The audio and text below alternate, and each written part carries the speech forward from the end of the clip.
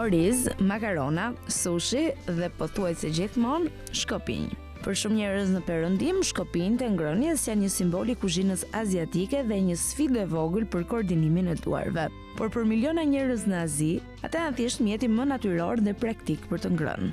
Origjina e këtij zakoni shkon mijëra vjet pas në kohë dhe lidhet ngushtë me historinë, ekonominë, filozofinë dhe mënyrën se si ushqimi përgatitet dhe konsumohet në lindje. Sipas historianëve, shkopinjtë u bën të popularizuar në Kinë gjatë dinastisë Shang. Në atë periudhë, rajoni i luginës së lumit të verdh përjetoi një rritje të shpejtë të popullsisë, gjë që i detyroi komunitetet të gjenin mënyra më efikase për të menaxhuar ushqimin dhe burimet. Për të ushqyer më shumë njerëz me sasi të kufizuara ushqimi, u përhap zakoni i coptimit të ushqimit në copa të vogla përpara gatimit. Kjo kishte disa përparësi: zvogëlonte madhësinë e porcioneve, përshpejtonte gatimin dhe bënte ushqimin më të lehtë për t'u ndarë në shumë persona. Në një kontekst të tillë, pikat në tryez u bën të panevojshme, ndërsa shkopinjtë rezultuan mjeti ideal për të kapur dhe ngrënë copa më të vogla ushqimi. Shkopinjtë e parë prodhoheshin kryesisht prej bambuje dhe druri, materiale të bollshme dhe të lira në Kinë dhe në pjesë të tjera të Azisë. Krahasuar me takëmet metalike, ato ishin shumë më të lehta për t'u prodhuar,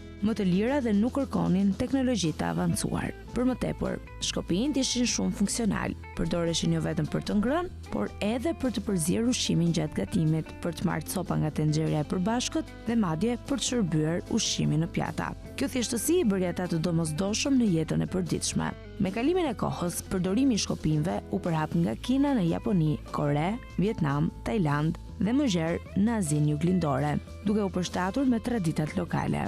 Edhe sot ata janë mjeti kryesor i ngrënies në vende si Kina, Japonia, Tajvani, Vietnami, Singapori dhe Korea. Një rol të rëndësishëm në përhapjen e shkopinjve luajti dhe filozofia konfuciane. Konfuci predikonte harmoninë, vetëpërmbajtjen dhe shmangjen e dhunës. Thikat, të lidhura simbolikisht me armët e agresionin, konsideroheshin të papërshtatshme për tryezën e ngrënies. Shkopinjtë nga ana tjetër ishin të butë, neutral dhe nxitnin një mënyrë më të qetë dhe të respektueshme të ngrënit. Në shumë kultura aziatike, ngrënia nuk është thjesht akt ushqimi, por një ritual social dhe familjar. Shkopinjtë inkurajojnë ngrënie më të ngadaltë, më të vetëdijshme dhe më të disiplinuar në përputhje me vlerat tradicionale të moderimit dhe ekuilibrit. Mënyra e përgatitjes së ushqimit në Azi është e pandashme nga përdorimi i shkopinjve.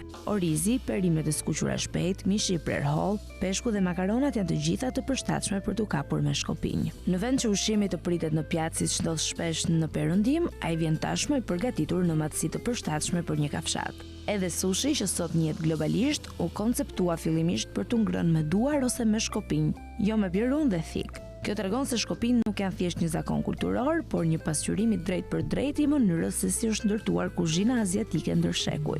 Tradicionalisht, shkopinjtë prodhoheshin prej druri ose bambuje, por me kalimin e kohës u krijuan variante prej metali, kocke, porcelani dhe madje fildishi. Sot për arsye praktike dhe higjienike, përdoren gjerësisht edhe shkopinjtë një përdorimësh prej druri ose bambuje, si dhe versione moderne prej plastike ose çeliku inox. Forma dhe gjatësia e shkopinjve ndryshojnë nga një vend në tjetrin. Shkopinjtë kinezë janë zakonisht më të gjatë, ata japonezë më të shkurtër dhe më të mprehtë në maj, ndërsa shkopinjtë koreanë janë shpesh metalik dhe të sheshtë. Sot shkopinjtë janë bërë një simbol global i kulturës aziatike, por përtej simbolikës, ata mbeten një mjet praktik, ekonomik dhe i lidhur ngushtë me historinë dhe filozofinë e lindjes. Zakoni të ngrënit me shkopinj nuk lindi nga rastësia, por nga nevoja, përshtatja dhe një mënyrë e veçantë të kuptuarit të ushqimit dhe jetës.